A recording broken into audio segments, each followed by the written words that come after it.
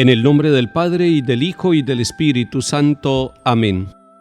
Con gozo el corazón cante la vida, presencia y maravilla del Señor. De luz y de color bella armonía, sinfónica cadencia de su amor. Palabra esplendorosa de su verbo, cascada luminosa de verdad, que fluye en todo ser que en él fue hecho, imagen de su ser y de su amor. La fe cante al Señor y su alabanza, palabra mensajera del amor, responda con ternura su llamada, en himno agradecido a su gran don. Dejemos que su amor nos llene el alma en íntimo diálogo con Dios, en puras claridades cara a cara, bañadas por los rayos de su sol. Al Padre subirá nuestra alabanza, por Cristo nuestro vivo intercesor, en alas de su Espíritu que inflama en todo corazón su gran amor. Amén. Lectura del libro del Éxodo, capítulo 1.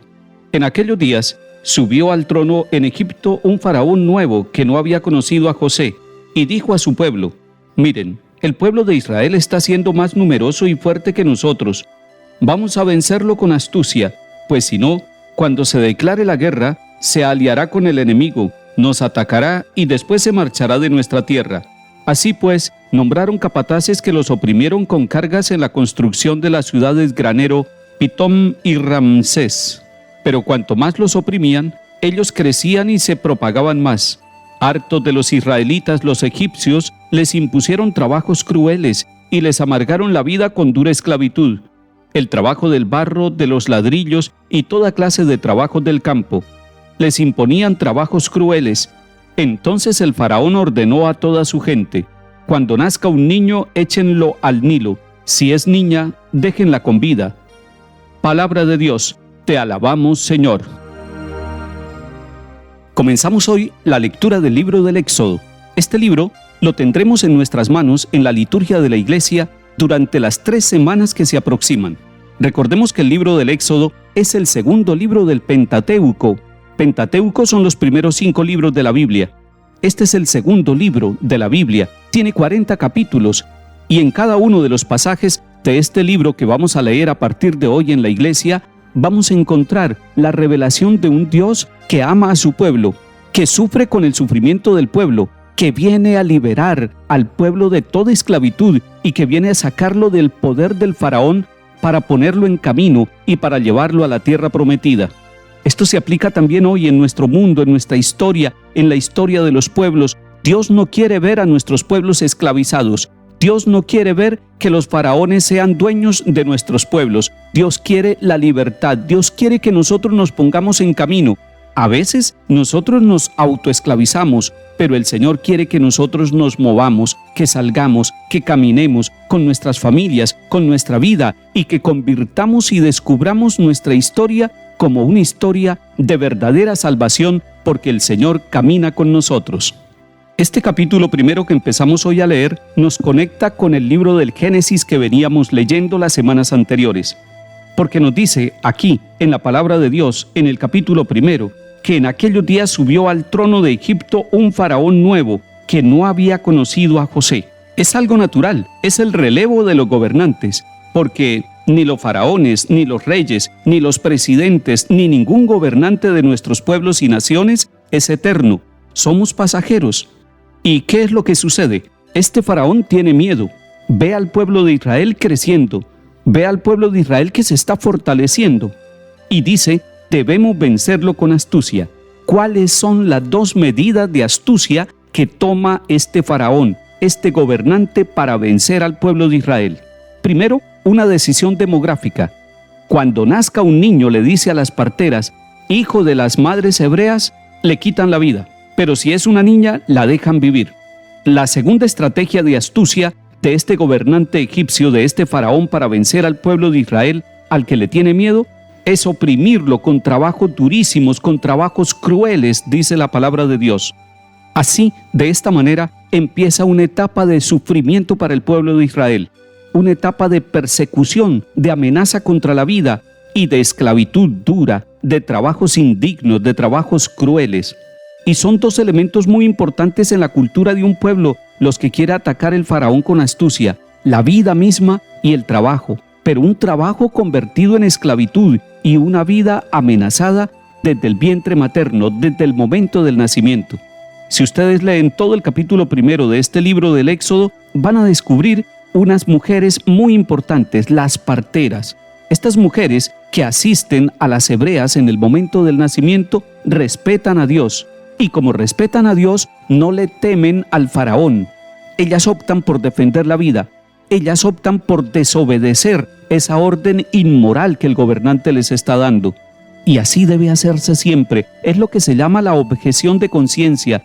Cuando una autoridad o un superior nos quiere obligar a nosotros a realizar algo en contra de nuestra conciencia, nosotros podemos desobedecer. Y desobedecer es bueno, en este caso, como lo hicieron las parteras en Egipto. Ellas optaron por defender la vida. Después viene la crueldad del trabajo. En muchas ocasiones y en muchos momentos de la historia, el trabajo que está hecho para dignificar a la persona, para santificar al ser humano y para que consiga su pan dignamente, se convierte el trabajo en una esclavitud. Una comunidad que no tiene derecho a descansar, una sociedad que no opta por el descanso, por lo lúdico, por encontrarse como familia, por dialogar, familias que no tienen tiempo en medio del trabajo y del ajetreo para compartir un momento de silencio, de descanso, de diálogo, de música, de paseo, de caminata, no se va a recrear nunca. Nuestros pueblos necesitan descansar, nuestras familias necesitan descansar y nuestras familias y toda nuestra sociedad debe ser como las parteras de Egipto, defensoras de la vida naciente y además defensoras de la vida en todas las etapas de la existencia, especialmente en aquellas más frágiles. Seguiremos leyendo durante estos días el libro del Éxodo. Salmo 123. Si el Señor no hubiera estado de nuestra parte, que lo diga Israel. Si el Señor no hubiera estado de nuestra parte, cuando nos asaltaban los hombres, nos habrían tragado vivos, tanto ardía su ira contra nosotros. Nos habrían arrollado las aguas, llegándonos el torrente hasta el cuello. Nos habrían llegado hasta el cuello las aguas espumantes. Bendito el Señor que no nos entregó como presa a sus dientes. Hemos salvado la vida como un pájaro de la trampa del cazador. La trampa se rompió y escapamos. Nuestro auxilio es el nombre del Señor, que hizo el cielo y la tierra. Lectura del Santo Evangelio según San Mateo, capítulo 10. En aquel tiempo dijo Jesús a sus apóstoles: No piensen que he venido a la tierra a sembrar paz. No he venido a sembrar paz, sino espadas. He venido a enemistar al hombre con su padre, a la hija con su madre, a la nuera con su suegra. Los enemigos de cada uno serán los de su propia casa. El que quiera a su padre o a su madre más que a mí, no es digno de mí. El que quiere a su hijo o a su hija más que a mí, no es digno de mí. El que no coge su cruz y me sigue, no es digno de mí. El que encuentre su vida la perderá, y el que pierda su vida por mí la encontrará. El que los recibe a ustedes me recibe a mí, y el que me recibe recibe al que me ha enviado. El que recibe a un profeta porque es profeta tendrá paga de profeta, y el que recibe a un justo porque es justo tendrá paga de justo. El que dé a beber, aunque no sea más que un vaso de agua fresca, a uno de estos pobrecillos solo porque es mi discípulo, no perderá su paga, se lo aseguro. Cuando Jesús acabó de dar instrucciones a sus 12 discípulos, partió de allí para enseñar y predicar en sus ciudades. Palabra del Señor. Gloria a ti, Señor Jesús. Este pasaje bíblico que acabamos de escuchar del capítulo 10 de San Mateo nos puede traer a nosotros algunas dificultades, porque algunos están preguntando cómo así que el Señor no vino a traer la paz, siendo que Él en otro pasaje de la Biblia dice: la paz les dejo, mi paz les doy, y les doy una paz distinta a como la da el mundo. No son incompatibles estos dos pasajes bíblicos, son totalmente complementarios. Miren este detalle: Jesús dice que no da la paz como la da el mundo, pues esa es la paz que Él no vino a sembrar, esa paz de convenios, esa paz que a veces es de engaño. Ese estilo de paz no la propone el Señor ni la trae el Señor. No le tengamos miedo a este pasaje. Él lo que está diciendo es que en primer lugar debemos poner el amor a Él en el seguimiento. Todo este capítulo 10 es el capítulo del seguimiento, San Mateo así lo expresa.